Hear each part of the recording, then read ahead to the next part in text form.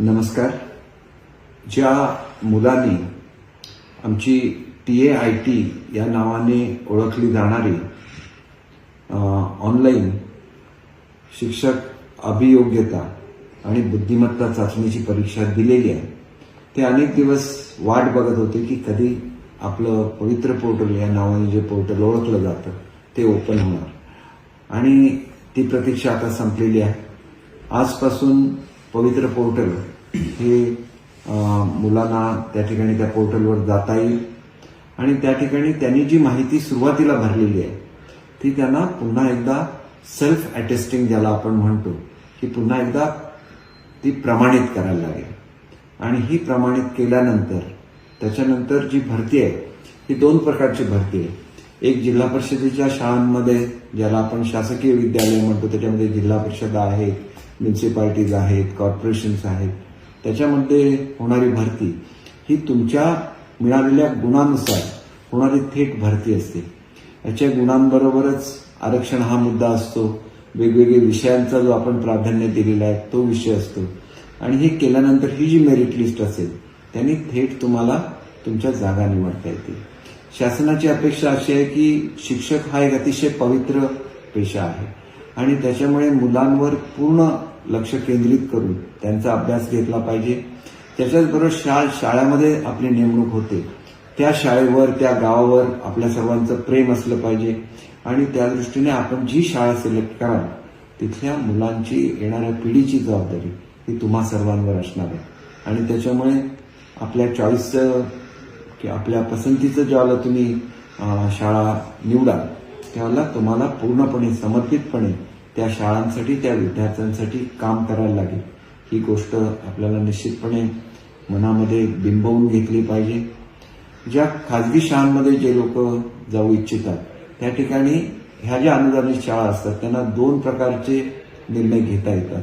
एक म्हणजे आपल्या गुणांकनाप्रमाणे आपल्याला ते थेट घेऊ शकतात किंवा त्यांना ठराविक मुलं सुचवली जातात. जी 3 मुलं असतील त्या 3 मुलांमधून त्यांनी याचं सिलेक्शन करावं अशी अपेक्षा. पूर्वी आम्ही 10 मुलं पाठवायचो आणि त्याच्यामुळे असं लक्षात आलं की त्याच्यामध्ये अनेक वेळेला शिक्षकांमध्ये म्हणजे जे विद्यार्थी इच्छुक असतात शिक्षकांच्या नोकरीसाठी त्यांच्यामध्ये सुद्धा कन्फ्युजन होतं आणि मेरिटची एकंदरीतच जी पद्धत आहे त्याला सुद्धा कुठेतरी बाधा येण्याची शक्यता असते. त्याच्यामुळे हल्लीच निर्णय घेतला की 3 नावं त्यांना पाठवण्याचा आणि त्याच्यानंतर त्याच्यामधून जे सिलेक्ट होतील त्यांना सुद्धा त्या ठिकाणी जे अपॉइंटमेंट देणं असेल, जिल्हा परिषदेच्या स्तरावर CEO असतील किंवा नगरपालिकांचे मुख्याधिकारी असतील, कॉर्पोरेशनमध्ये कमिशनर्स असतील, हे सर्व ऑथॉरिटी आहेत जे आपल्याला अपॉइंटमेंट देणार आहेत. आणि त्याच्याचबरोबर खाजगी शाळांमध्ये त्यांचं जे व्यवस्थापन मंडळ असेल ते सुद्धा आपल्याला या संबंधित नेमणुका देणार आहेत. खूप दिवसांच्या प्रतीक्षेनंतर जी या मुलं मेरिटमध्ये येतील त्यांना ही संधी प्राप्त होणार आहे. त्याच्यामध्ये विशेषतः ज्या ज्या ठिकाणी रिझर्वेशन्स होत्या आणि तिथं काही बाबी चुकलेल्या होत्या सगळ्याच्या सगळ्या दुरुस्त करून घेण्याच्या सूचना दिलेल्या होत्या. त्याच्यामुळे ह्या प्रक्रियेला काही वेळ लागला, परंतु कुठल्याही परिस्थितीमध्ये कुठल्याही कॅटेगरीतल्या मुलावर अन्याय होता कामा नये ही शासनाची भूमिका होती. आणि त्याच्यामुळे त्याप्रमाणे सर्व त्या ठिकाणी खात्री करून घेऊन आणि त्याची तपासणी करून त्याच्यानंतर ही भरती सुरू होते. सुरुवातीच्या काळामध्ये ह्या भरतीला स्टे होता हायकोर्टाचा आणि त्याच्यामुळे सुद्धा काही काळ हा स्टे उठेपर्यंत गेला. त्याच्यामुळे आपण परीक्षा जरी मार्च महिन्यामध्ये दिलेली असली, फेब्रुवारी आणि मार्च महिन्यामध्ये, तरी आपल्या नेमणुकांसाठी जो कालावधी लागला ते आमच्या एकंदरीतच आमच्या मर्यादेच्या पलीकडचे ते विषय होते आणि त्याच्यामुळे त्या विषयामध्ये वेळ लागल्यामुळे अनेक मुलांच्यामध्ये अस्वस्थता निर्माण झालेली होती. तर मी आपल्याला सांगू इच्छितो की everything is well that ends well. आम्हाला सुद्धा खरं तर मे महिन्यामध्ये ही भरती करायची होती. आमच्या दृष्टीने सुद्धा हा जो काळ गेला त्याच्यामध्ये विद्यार्थ्यांच्या शिकवण्यामध्ये सुद्धा अनेक अडचणी येत होत्या, कारण ट्रान्सफर्स मे महिन्यामध्ये होऊन गेलेल्या होत्या. आमच्याकडे शिक्षकांची कमतरता होती.